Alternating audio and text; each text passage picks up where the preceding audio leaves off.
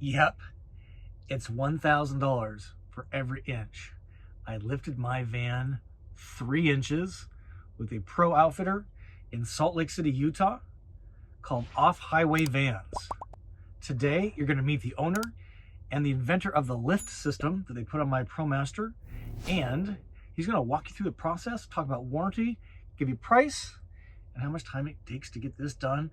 And at the end, I kind of walk through, would I do it again? Would I recommend it for you? Stay tuned.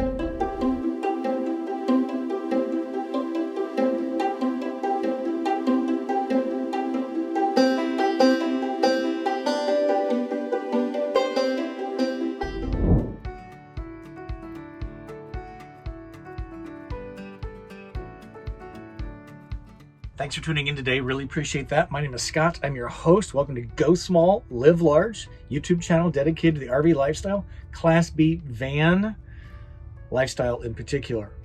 2017, pretty unhappy because of status quo. 2018, reinvented my life.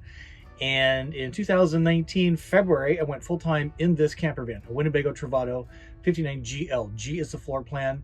L is a lithium Volta-equipped rig, which I enjoy a great deal. Here what we do is we learn, we share, and then you decide what's best for you. And that's what today's video is about. I want to give a big shout out to Kevin of 30 and a Wake Up. If you haven't seen his channel, be sure and see that, because he was the inspiration for me lifting the van.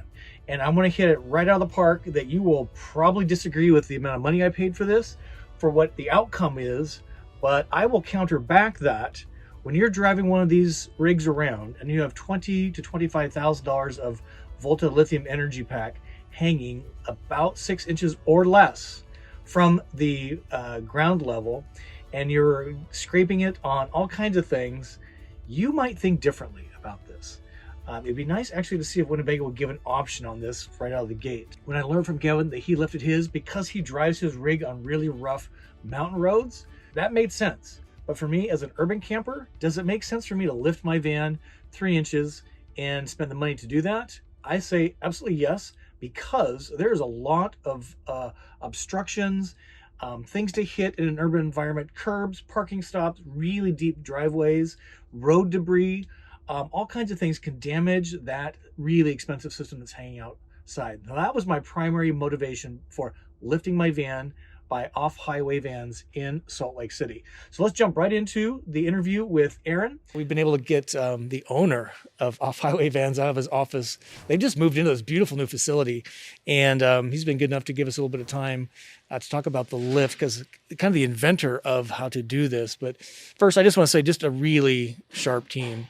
You guys, Kendall's been great, gave us a really wonderful tour of the rigs. Everybody I've met with is just really on point, super polite, very focused on their job. And the only thing is, you guys might need is some rock music in here. Yeah, well, we've got the radio turned down. Sometimes it gets a little loud in here. We've got a great team, and you know, it's one of the things we focus on, because you can't get good vans out the door if you don't have a good team to work with. So yeah, we hire for having a good personality and good fit, and you know, and a genuine love of the outdoors and vans. Yes. So yeah, we have a great team, and we're continuing to expand, because this is good. It shows. It's a good business right now, and you can see our new facility, our big new facility, and yeah, we're going crazy. This is great. Well, congratulations. So as the inventor of the lift, so you guys do custom builds. Kendall did a great job giving us a tour of that. Today, you're just going to kind of run us through what the lift is, why do people do it, and some technical stuff, right? Sure. Yeah. Okay. I'm happy to talk through all the details on that thing. Let's do and that. If you want to get really in the weeds, you know, you can give me a call, or we can talk offline. Yeah. But yeah, we'll give you an overview here on the video. Yeah. Comment below, give a thumb up if you learned anything, and then give these guys a ring. Yeah, absolutely. I am not the lift expert. I just pay the bill. Yeah. Well, yeah, we can talk your ears off for sure. Okay. What is a lift for a ProMaster van? I'm going to start out by saying that we developed here at Off-Highway Van, we developed the lift about 5 years ago when we first started doing vans, because this ProMaster is a really great chassis to to build into a camper van. And what we found was that people were struggling because they were kind of low to the ground. And we wanted to give people a little more ground clearance, get them the ability to get to that trailhead, get into a parking lot that's got a deep rolled curb, because, you always end up with things in camper vans that hang underneath the van. And so we just needed a little more ground clearance just to make it a better all-around vehicle. So a lift raises the whole vehicle. And in the case of this lift with off-highway van, it gets you 3 inches. And so that just gives you 3 inches more ground clearance in the front and a little over 2 in the rear. And one of the shortcomings of the ProMaster, it has a big, solid, looks like a boat axle back there. And that's the lowest hanging thing on the whole van. And so what we do with the lift is we not only raise the vehicle to get ground clearance everywhere, we also get that axle up. So that takes away that low point on the back of the van. So you mentioned some of the why people do a lift. And so you guys did Kevin Martin, 30 and a Wake Up, his YouTube channel, which was the inspiration to getting mine done. I didn't know this was available. So Kevin does a very different way of driving his rig out in the sticks and the woods and the Rocky Mountains, but I'm more of an urban cowboy. So I'm worried about, you mentioned the car park curbs. Yeah. Man, it's just like beforehand I would approach those with a grimace, and now I approach them with a grin because I know I'm going to be safe. Yeah. It sounds really cool, sounds kind of technical, but maybe just gives us an overview of how it's done, because people are going to be very curious about that. So the way we accomplish the lift here is these Ram ProMaster vans, they're a McPherson strut style of front suspension. That's basically what you find on every front-wheel drive car and light truck out there on the marketplace. And it's kind of the overly technical side of it is, it's how the suspension is arranged and the control arms and stuff. But basically what it means is that the strut, the front suspension piece, sets the height of the vehicle. And so what we do is we provide a spacer to the top of that front strut, and that spacer is 3 inches tall, and that gives you your 3 inches of lift. Once we put that spacer in there, it pushes the wheels down, therefore raising the front of the vehicle. With that, it puts a little more angle in the lower control arm and in the front CV axles and even in the steering linkage. So we also space the subframe back down to get the angles a little more correct. So our lift involves a spacer set for the top of the front struts, and then also some other things to move the subframe around to keep the angles all good and to keep it handling great. In the rear of the van, it has a solid rear axle. And so to accomplish the lift, we want to raise that axle as well as raise the vehicle. So to do that, we use a spindle lift, which pushes the actual wheel bearing hub assembly down relative to the axle. So we bolt a plate onto there, and then we bolt the spindle back onto that plate, which lowers it just over 2 inches in the rear. So it gives you a little more clearance to your rear axle and raises the whole van. Thanks for speaking English on the suspension. Even I sort of understood that. That's really great. So let's talk about Sumo springs. So I put Sumo springs on early in the, getting my van, and it made a big difference. It really eliminated the sway. And when I got here, I told Kendall and the team, like, I already have them. I don't need them. And he goes, well, just be aware you're going to have a little, sway potentially because this is taller now. And I literally drove it maybe 5 miles. And I'm like, yep, I'm coming back to put the Sumos on. So my recommendation is get the Sumos they recommend, even if you have them. And so maybe just kind of give us an overview of what a Sumo is and what makes what you guys installed today different than what I had. That's a good question. We install the Sumo springs on most of the vehicles that we lift. And the reason that we do that is to, as you were talking about, control the sway, because we've taken the center of gravity of your vehicle and we've raised it by almost 3 inches. And so the center of gravity distance being higher off the ground, when you go around a corner, it's going to want to make the vehicle roll in a turn, which isn't really very confidence inspiring. So the Sumo spring itself is just an extra helper spring. It's actually made out of a rubber or an elastomer. And so the ones that you had on your van prior to this were the sort of the softer version of that. And it takes the place of the factory bump stop. When we do our lifts, we install their heavier duty one, especially on a rig like this, which is a full build out. The curb weight comes in, it's got to be close to 10,000 pounds on this thing.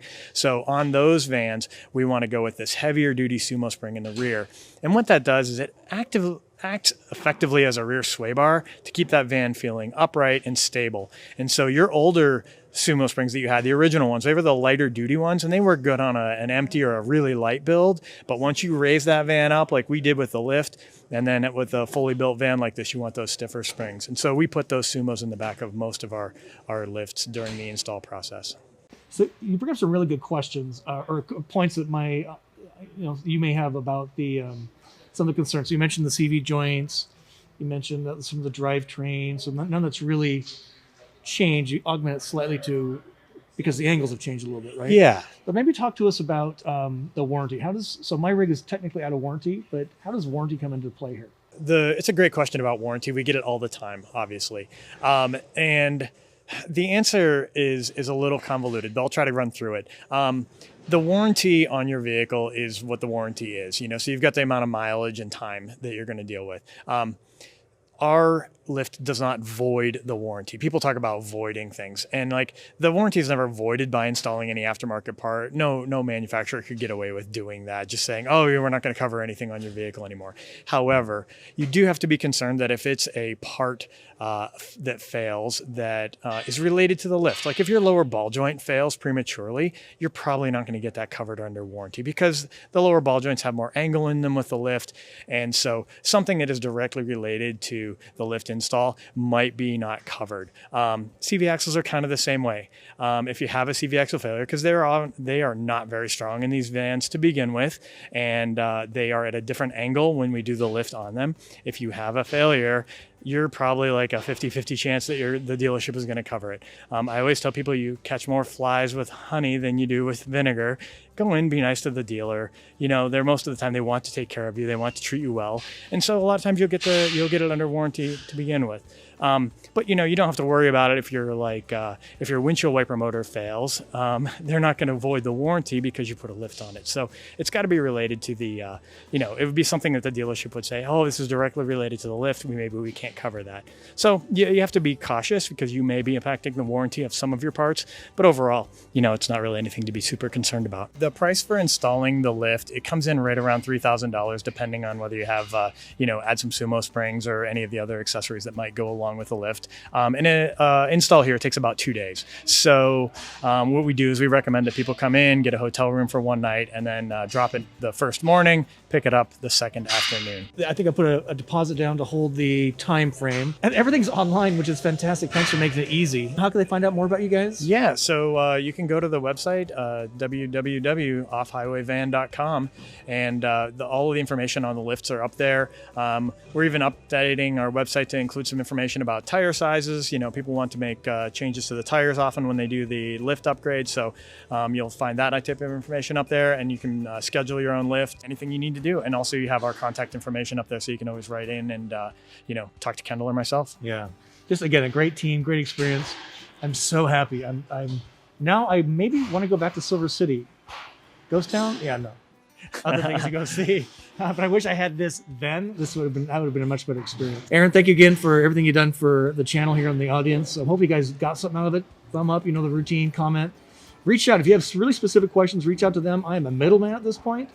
Happy to give you my experience, but if you're really serious about this, just drop these guys a line. That's a much better way to go. Yeah, reach out to us. You can get us via the phone or via our website anytime. Yeah, great team. Thanks again, man. Yeah, thanks. Okay, thank you. So what do you think? Would you do it yourself? Would I recommend it? I'm really pleased. I don't think it's for everybody, but if you truly want to do and go places, do things differently, go places that some additional ground clearance, 3 to 4 inches would provide, I would recommend this. Not cheap, but really well done. And I just feel that I have a brand new Lily all over again. And I'm just looking at her because she looks so great. I think this kind of rounds out all of my exterior mods. I might do some lights, but beyond that, I think I'm done for now. I've kind of broke the budget, but I am really, really happy with the results. So I hope you got something out of this experience is where to go. But comment below. Let me know. Is this something you'd want to do? Would you want to make the investment? I think her stature is way better.